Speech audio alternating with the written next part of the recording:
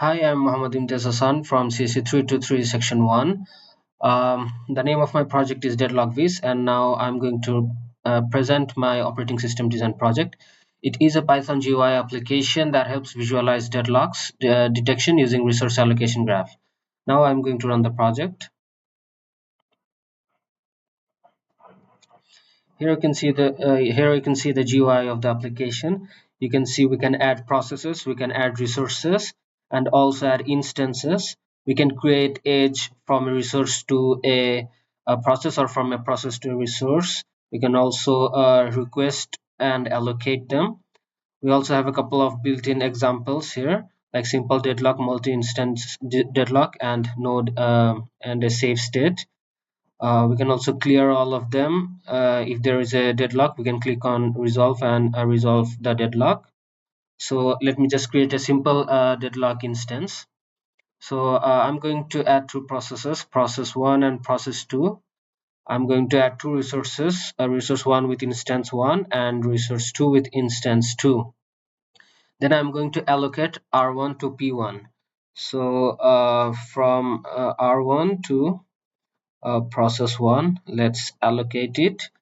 And I'm going to allocate from R2 to P2, from resource 2 to process 2. I'm going to allocate it. Now I'm going to request process 1 to R2. Process 1 to R2. I'm going to request it, and finally I'm going to request process 2 to R1. Okay, so request. Here you can see deadlock detected, and the deadlock method detection method is rag cycle detection. For this example, you can see a deadlock has been detected. The banker's algorithm is also implemented here.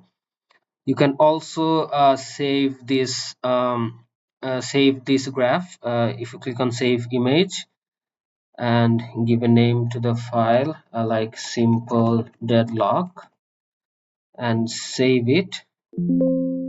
You can see it has been successfully saved. We can go to downloads and click on this.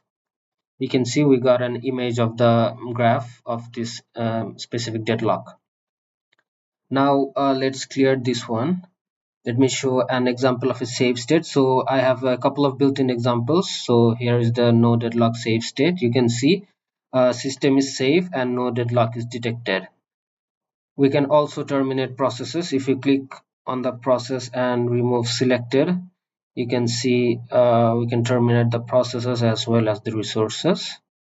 So overall, the goal of this project is to easily visualize different types of deadlocks, and teachers or and lecturers, faculties can use this tool to teach the students, visualize them instead of drawing in the board manually. They can use the software to effectively give an idea of deadlocks to the students. Thank you.